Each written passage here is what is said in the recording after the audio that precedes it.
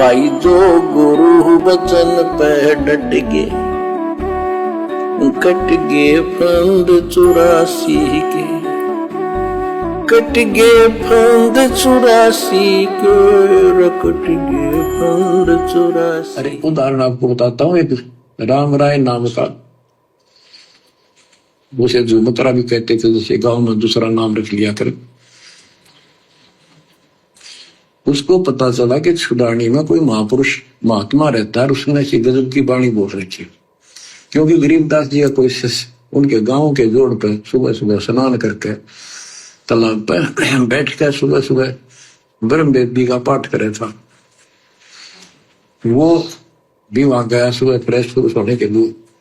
वो फ्रेश होकर आया था, वापिस उसने आवाज सुन ली, बैठ गया वहां पर, काफी देर सुनता रहा फिर डिस्कस करी उस महात्मा भगत है। क्या ये उससे पूछा कि क्या ये महात्मा अब भी यहाँ पर जीवित है, ये जिन्हें वाणी लिखी है? क्योंकि पंजाब के लोग संतों की वाणी के बड़े कायल हैं, ये बहुत पसंद करते हैं। तो उसने बताया कि हाँ मेरे गुरुदेव जी संत गरीबदास जी है, गांव छुड़ानी जिला, वो जिले तो कल रोहतक था, अब बादरगढ़ के पास है ये गांव, आस पास सारे लिखवा लिए उसने सोचा भी ऐसे महापुरुष से मिलना चाहिए।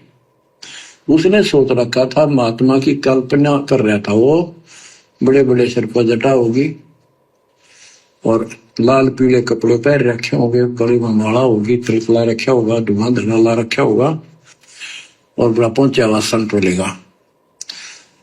वो घर पर तीर चल के वहां से पैदल छुड़ानी गांव में पहुंचा, पूछ पाछ के सुबह सुबह पहुंचा। सुबह पहुंचा तो घर गया, घर पे कुछ 5-4 बाहर के दूर के भगत आए बैठे थे। वो रोज ही आते थे, कुछ वहां सेवा करते थे, उनके घर पे चर्चा करते थे भगवान। उनसे पूछा भाई गरीबदास कहाँ है, महाराज जी कहाँ है, बाबा जी? उन्होंने बताया जी वो खेतों में गए हैं, ये आ बैठ जाओ, आ जाएंगे, आएंगे कितनी देर में आएंगे भाई ये नहीं पता, मौज है उनकी, आओ तो बाजा ना हो तो 12 बजे तक ना हो, बैठ कर मालिक का भक्ति करे, कोई मिल गया उसमें समझाने लग जाते। वो बोला भाई मैं वहीं मिलूंगा। उन्होंने बता दिया किस साइड में रास्ता गोंडा जा है, गोर कच्चा रास्ता, कच्चा बात, और आगे एक रहट लग रहा, रहट, उसके पास भाऊंगे। वो चलता जा रहा था, उधर थे गरीबदास जी पशुओं का चारा लेकर सिर पे जवार है, और वापस आ रहा था।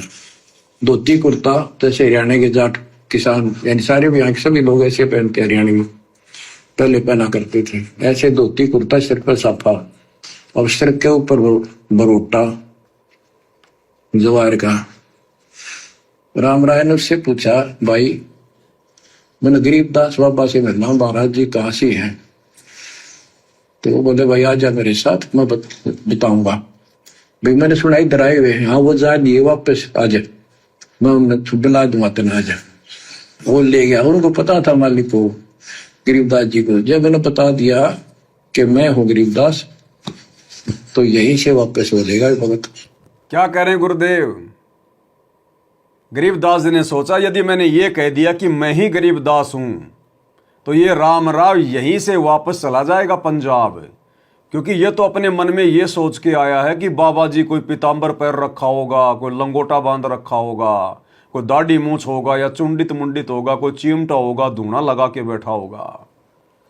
अगर मैंने इसको बता दिया कि मैं ही गरीबदास हूं, इसी समय वापस निकल लेगा, क्योंकि परमात्मा गरीबदास जी राम राय की सोच से परिचित थे कि इसके मन में क्या चल रहा है परमात्मा को लेकर।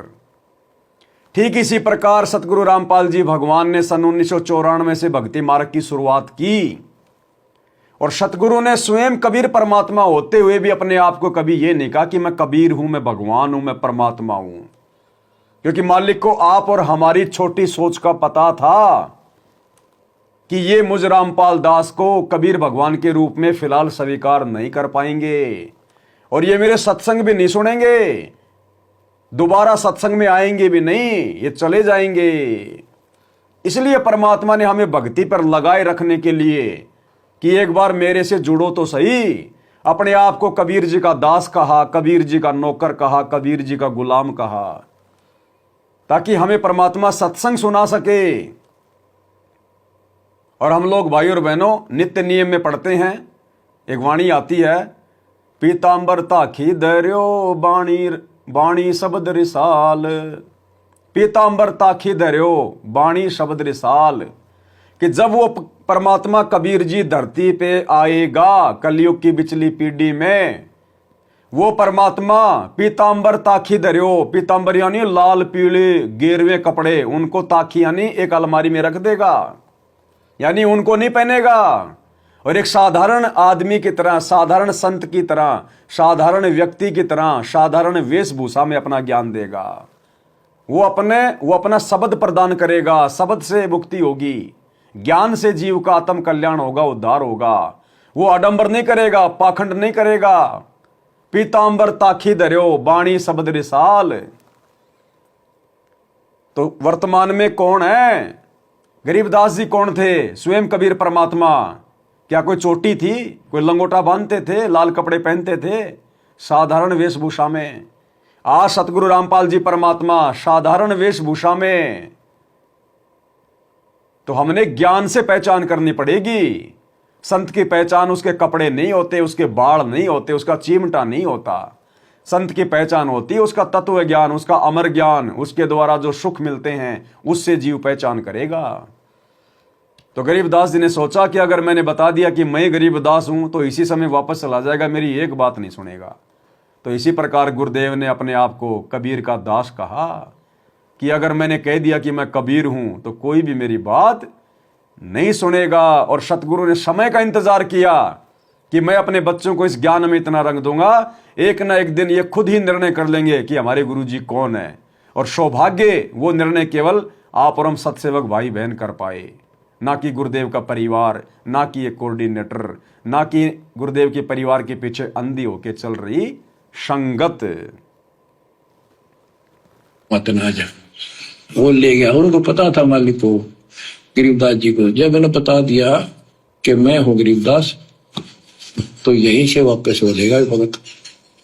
तो किसकी तो कल्पना, इसने तो सोच रखा साधु की वेशभूषा वो बना रखी है, ये सब यही मार खा रहे। जब घर पर चले गए गरीबदास जी, जाते ही वो सारे भगत खड़े हो गए, दंडोत प्रणाम किया, किसी ने भरोसा दिया और कोई बोला भाई पानी लाओ नहाऊंगा, और उसने बोले भाई बैठ जा तू यहाँ। सरदार जी बैठ जा, गरीबदास जी ने बैठा दिया। तो उसने तो बोल गरीबदास इधर उधर हो गए, थोड़े से कपड़े लेने गए नहाने के लिए। एक से पूछा भाई गरीब महात्मा कौन सा है? अक्यूता है गरीबदास, यही तो है। इतने गरीबदास जी भी आ गए। ये उसके मन में न सोची रहे तेरा गजब हो, यू महात्मा किसने बना दिया? तो जाट हरियाणा का तेरा किसा बकाया में तो बहुत चलता है। जब गरीबदास जी के एक भगत ने राम राय के पूछने पर कि भाई गरीबदास जी कौन सा है इनमें, अरे बोला यो ही तो है भाई जो तेरे साथ साथ आया है। उसके बाद राम राय तो सिर पकड़ के बैठ गया कि हे भगवान, खोदा पहाड़ निकली चुईया, वो भी मरी हुई, इसको किसने भगवान बना दिया? ये तो जाट है हरियाणा का, मेरे जैसा आदमी है। यही स्थिति वर्तमान में राम राय की तरह सतलोक आश्रमों से जुड़ी हुई संगत की है। संगत खुद तो समझ नहीं पाई अपने भगवान को, अपने परमात्मा को, सतगुरु को। और जब सतगुरु के भगत साथ संगत वाले बता रहे, ढोल पीट रहे हैं कि सारी सृष्टि का मालिक कबीर भगवान सतगुरु रामपाल जी है, अरे अपना गुरु है, उसका प्रकट दिवस मनाओ, उसके रहते सहते जून में नकली कबीर का कबीर प्रकट दिवस मत मनाओ। तो बाकी संगत जो आश्रमों से जुड़ी हुई है उनकी स्थिति राम राय जैसी हो गई कि यो किसने भगवान बना दिया? अरे गुरुजी को किसने भगवान बना दिया? यो तो जाट है हरियाणा का, यो किसने भगवान बना दिया? यो तो मेरे जैसा है। भगवान तो वो कबीर जी है, दाढ़ी मूछ वाला। आज भी 90% संगत की हालत राम राय जैसी है, राम राय जैसी। लेकिन फिर भगवान तो भगवान ही रहेगा। भगवान तो भगवान ही रहेगा। एक से पूछा, भाई गरीब महात्मा कौन सा है? अद्वैत है, गरीबदास यही तो है। इतने गरीबदास जी भी आगे। ये उसके मन में न सोची रहे तेरा गजब हुई हो, यू महात्मा किसने बना के तो जाट हरियाणे का रहे तेरा किसा बकाया में तो बहुत चलता है। यू सब दो किसान है मेरे जैसा, मेरे भी 900 बीघे जमीन है, इसका तो ज्यादा होगी। ये लोग इसलिए इसकी ज्यादा ताकूसी कर रहे। ये वो चालर तो घर आया कोई नहीं, उसने कह दिया बैठ जा, खाना खुना बनावागी, खाना खाइए, भूख लगी नहीं तुम सोची चल खाना तो खा लेते हैं। वो नहाने लग गए, स्नान करने लगे तो धोती बांधने लगे। उससे कहले भाई फिर हाथ का चोट लग रही है, चुमक रहा या गांठ ला दे, बेल्ट की तरह बांधा करते। तो बच्चों गरीबदास जी ने कहा कि हे झुमकरा, मेरे उंगली के चोट लगी मेरे हाथ से, ये अड़बंद नहीं बंधता। अड़बंद कहते धोती बांध गए और उसके ऊपर एक बेल्ट की तरह उसी का पल्ला बांधा करते पूरा। तो झुमकरा उठा तो उसके गांठ लाने लग गया, तो कमर में से गांठ धोती निकल के धोती का गांठ लग गई, ऐसा चीन बा गया। यानी पहले तुमने सोची धोखा हो गया, दूसरे सोची उल्टी गांठ लग गई होगी, ज्यादा उल्टी जब धोती के लग गई। तीसरी बार फिर ऐसा हुआ और गरीबदास जी बोले, अरे झुमकरा, मैं तो तेरे जैसा इंसान हूं, धोती पर गांठ क्यों ना लगती तेरे तय? वो शरीर में गड़ निकलाई। जब उसको भी एहसास हुआ कि धोती तो शरीर में गड़ गिलाई, तो भाई झुमकरा क्या बात है, मैं तेरे जैसा किसान हूं और ये धोती का गांठ ना लगी, क्या बात? तब उसने ऊपर ने देखा तो विष्णु रूप धारण कर लिया गरीबदास जी, क्योंकि वो विष्णु का उपासक था। अब बताओ गरीबदास जी कौन थे? कबीर परमात्मा। वो गांठ धोती की जो राम राय लगा रहा था गरीबदास जी के शरीर के आर पार हो गई। अब इस बात को कौन स्वीकार करता हो? वहां पर अगर उनके भगत किसी को कहते कि गरीबदास जी शरीर में नहीं है, गरीबदास जी का हाड़ मांस का शरीर नहीं है, हमारे गुरु जी का नूरी शरीर है, ये तो विदे हैं, भगवान है, क्या वो गांव वाले मानते? अरे तू किसको भगवान कह रहा है? यो हमारे गांव का जाट गरीबदास, यो गरीबू छोरी का छोरा है, यो रानी से पैदा हुआ, हमारे सामने बड़ा हुआ, खेला कूदा, तू इसको भगवान कह रहा है और कह रहा है इसका हाड़ मांस का शरीर नहीं है। लेकिन जिसको परमात्मा ने दिखा दिया, भाई वो कैसे यकीन कर ले कि हाड़ मांस का शरीर है? अब राम राय को परमात्मा ने दिखा दिया आंखों से, अब राम राय कैसे यकीन कर ले कि ये जीव है, ये नॉर्मल व्यक्ति है, ये परमात्मा नहीं होगा? और विष्णु रूप में दर्शन दे दिए, जिस रूप में राम राय जो है बल्कि भगवान को मानता था। अब बताओ, अब इसी प्रकार हम सत्सेवकों को सतगुरु रामपाल जी भगवान ने ज्ञान वाली आंखों से दिखा दिया कि तुम्हारा गुरु कोई साधारण संत नहीं है, गांव धनाने का रामपाल जाट नहीं है, शतलोक का शहंशाह है, और इसका शरीर कोई आड़मास का नहीं है, नूरी है, विदे। अब हम कैसे मान लें, हम सत्सेवक कैसे मान लें? चाहे ब्रह्मा विष्णु महेश क्यों ना उतर के आ जाओ, चाहे काल और दुर्गा क्यों ना आ जाओ, अब हम कैसे मान लें कि हमारे गुरुजी परमात्मा नहीं है? क्योंकि हमें गुरुजी ने कलयुग की पिछली पीढ़ी में ज्ञान की आंखों से दिखा दिया। गरीब ऐसा सतगुरु हम मिल्या लोयन शंख उधार, हमें ज्ञान वाली आंखों से दिखा दिया परमात्मा ने। अब हम कैसे माने किसी की कि हमारे गुरुजी परमात्मा नहीं है? अब हम अपने गुरुजी को भोग क्यों ना लगाएं? क्योंकि गीता जी अध्याय 3 श्लोक 13 में परमात्मा को भोग लगाने के लिए कहा है। तो अगर हम अपने गुरुजी को भोग लगा रहे तो क्या परमात्मा को नहीं लगा रहे क्या? जब हमें पता चल गया ज्ञान वाली आंखों से हमारे गुरुजी कबीर जी हैं, भगवान है, इनका नूरी शरीर है, तो फिर हम वो दाढ़ी मूछ वाली कागज की मुर्दा फोटो को क्यों भगवान माने? हम क्यों उस नकली कबीर का जून के महीने में कबीर प्रकट दिवस मनाकर अपने वो कर्म फोड़े? तो हम सत्सेवकों की हालत तो भाई राम राय जैसी हो गई, राम राय जैसी। अब बाकी जो आदरणीय गरीबदास जी के भगत थे, उनको यदि राम राय कहे कि भाई ये तो परमात्मा है, ये तो भगवान है, इसका तो आड़मास का शरीर नहीं है, वो गरीबदास जी के बाकी भगत उसकी एक बात नहीं मानने, एक भी, कि नहीं नहीं काहे का भगवान है, महात्मा जी है, इनको जिंदा बाबा मिला था। अरे इनको छुड़ाने के खेतों में जिंदा बाबा मिला था और जिंदा बाबा इनकी आत्मा को ले गया था, क्योंकि वही कहानियां चल रही थी।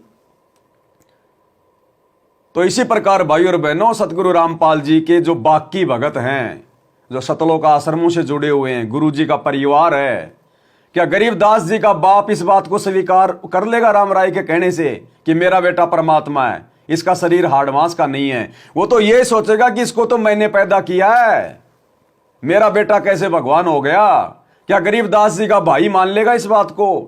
क्योंकि गरीबदास जी का एक भाई और था जो पागल था, जो है सतगुरुदेव भगवान ने बताया अपने सत्संगों में, वो पागल था, वो गरीबदास जी से बड़ा था। क्या गांव वाले मान लेंगे? क्या गरीबदास जी के बेटा बेटी मान लेंगे राम राय की बात को? नहीं मानेंगे। ठीक इसी प्रकार दुर्भाग्य सतलोक आश्रम मैनेजमेंट हरियाणा का, कोऑर्डिनेटरों का, गुरुजी के बेटा बेटी, भाई बंधु रिश्तेदारों का, लाखों की संगत का, जो हम सत्सेवकों के द्वारा इतने वीडियो बनाने के बाद, इतने सारे प्रमाण देने के बाद नहीं स्वीकार कर रहे और उसी डाडी मूछ वाले कबीर को भगवान मान रहे हैं, उसका जून के महीने में कबीर जो है प्रकट दिवस मना रहे हैं, उसी की फोटो अपने दरबार में रखे हुए हैं। हम लोगों के द्वारा इतना सब कुछ बताने के बाद भी कि हमारे गुरुजी सतगुरु रामपाल जी आम इंसान नहीं है, सामान्य संत नहीं है, ये स्वयं कबीर भगवान है, इनका शरीर हाड़ मांस का नहीं है, नूरी है, विदेह है। लेकिन भाई और बहनों, अब कैसे यकीन दिलाएं उनको? नहीं हो सकता। वो तो परमात्मा ने जिसको दिखाना है, जिस पे मेहर करनी है, उसी को विश्वास दिलाएगा। उस समय राम राय को दिखाना था, राम राय पे मेहर करनी थी, उनके बाकी भक्तों पर वो मेहर नहीं हुई। तो वर्तमान में गुरुदेव ने ज्ञान वाली आंखें अपने सत्सेवक बच्चों की खोलनी थी, अपने परिवार की नहीं खोलनी, बाकी संगत की नहीं खोलनी थी। इसलिए आज उनको विश्वास नहीं हो रहा कि हमारे गुरुजी परमात्मा है, और हम सत्सेवकों ने दृढ़ विश्वास कर लिया और बाकी सब फोटोओं को घर से बाहर कर दिया और अपने गुरु को परमात्मा मान के घर में आसन लगा दिया। और गीता अध्याय 3 श्लोक 13 के अनुसार सर्वप्रथम उनको भोग अर्पण करके फिर जो है प्रसाद बन जाता है, उसको हम ग्रहण करते हैं। तो भाई और बहनों, ये है वो स्थिति, ये है मेन मुद्दा कि सतगुरु जिस पे दया करेगा, जिस पे मेहर करेगा, उसी को अपने परमात्मा वाले दर्शन करवाएगा। तो हम सत्सेवकों पर मेहर करी गुरुदेव भगवान ने अपनी पहचान करवाने की, क्योंकि सतगुरु को कोई पहचान नहीं सकता। सतगुरु जिस पे मेहर करेगा उसी से अपनी पहचान करवाएगा। इसलिए हम लोग दिन रात अपने गुरुदेव की महिमा करते हैं, गुणगान गाते हैं, और इसलिए सतगुरु पल पल हम सत्सेवकों के साथ में पल पल। अरे शहरों में हो सकता है लाइट 1-2 सेकंड के लिए झटका मार जाए, ये सतगुरु रामपाल जी 1 सेकंड के लिए भी झटका नहीं मारता अपने भगत से। इसलिए हमारा दृढ़ विश्वास है अपने गुरुदेव भगवान में, इसलिए हम चिल्ला रहे हैं, थूक बिलो रहे हैं दिन रात कि ये मौका बाद में नहीं मिलेगा फिर सतगुरु महिमा का। अरे महापुरुष के जाने के बाद तो दुनिया महिमा करती है, उनके नाम के आश्रम बनाती है, मंदिर बना देती है, फिर क्या मिलेगा? टट्टू, कुछ नहीं मिलेगा। जो मिलेगा सतगुरु के रहते सहते मिलेगा। और यही बात सतगुरु रामपाल जी भगवान आज से नहीं, सन 1994 से कहते हुए आ रहे हैं कि मेरे यहां से जाने के बाद फिर तुम्हें क्या मिलेगा? टट्टू मिलेगा, टट्टू। जब महापुरुष होता है उस समय तो उसको मानते नहीं, उसको पूजते नहीं, और उसके जाने के बाद उसकी मंडी बनाएंगे, उसके मंदिर बनाएंगे। तो गुरुदेव कह रहे मेरे जाने के बाद क्या मिलेगा? टट्टू मिलेगा, टट्टू। क्या कह रहे हैं परमात्मा? जब आओगे जब ये उदास डालेगा, काम के काम आओगे यहाँ पे, पर ये जब क्या कह रहे हैं परमात्मा? ये पूरा देश आवेगा, ये गांव के गांव आएंगे यहाँ पे। कब? जब ये दास यहां से जा लेगा, जब सतगुरु रामपाल जी भगवान यहां से प्रस्थान कर जाएंगे, उसके बाद ये दुनिया जागेगी, ये संगत जागेगी। लेकिन परमात्मा कहते हैं बाद में के फायदा, बाद में के मिलेगा? टट्टू मिलेगा, टट्टू। यानी फिर मोक्ष नहीं है गुरु के जाने के बाद। और गुरुदेव कह रहे हैं सौभाग्य है उनका जो वर्तमान में जाग गए, जैसे हम सत्सेवक जान गए, भगवान को पहचान लिया, सौभाग्य हमारा। ध्यान से सुनिए। काम के काम आओगे यहाँ पे, पर ये जब आओगे जब ये उदास डालेगा। काम के काम आओगे यहाँ पे, पर ये जब आओगे जब ये उदास डालेगा। काम के काम आओगे यहाँ पे, पर ये जब आओगे जब ये उदास डालेगा। फिर और मंडी बनाओगे और मंदिर काटेंगे और बेगन तार देंगे, फिर यहाँ के टट्टू होगा, कुछ भी नहीं होगा। अब संत चला जा और उसके जैसे वैद्य मर जा। अब जिंदा जब जीवित है, जब दवाई दो, नब्ज देखेगा, सारी विधि बतावेगा तो बेड़ा पार होगा। और वो चला जा फिर पाछा से उसकी मूर्ति बना लो, छोटा मंदिर बना लो और घंटी बांध लो, वो लाभ नहीं हो सकता आपको। तो ये हमारे अंदर बाद में जागरण की आदत है।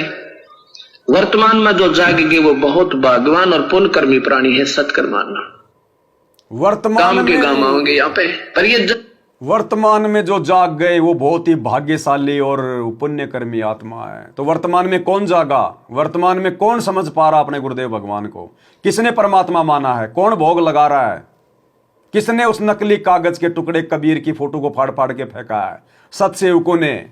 तो गुरुदेव कह रहे हैं जो वर्तमान में जाग गया मेरे रहते सहते, वो अपना मोक्ष करवा लेगा। नहीं, बाद में तो पूरी दुनिया जागती है, बाद में क्या मिलेगा? टट्टू, यानी बाद में मोक्ष नहीं है। और गुरुदेव ने एग्जाम्पल दे दिया कि जब तक डॉक्टर जीवित है, हाथ देखेगा, नब्ज देखेगा, इलाज करेगा, रोग मुक्त करेगा। और डॉक्टर मर जाए फिर उसकी मूर्ति बना लो, चाहे कुछ भी कर लो, फिर क्या मिलेगा? कुछ नहीं मिलेगा। तो यही तो दास बार बार कहता आ रहा है कि जब तक सतगुरु रामपाल जी भगवान के चरण कमल धरती पे हैं, तभी तक हम मोक्ष प्राप्त कर सकते हैं। एक बार सतगुरु के यहां से जाने के बाद इनकी भक्ति चलेगी, इनका मार्ग हजारों साल चलेगा, लेकिन मोक्ष नहीं मिलेगा।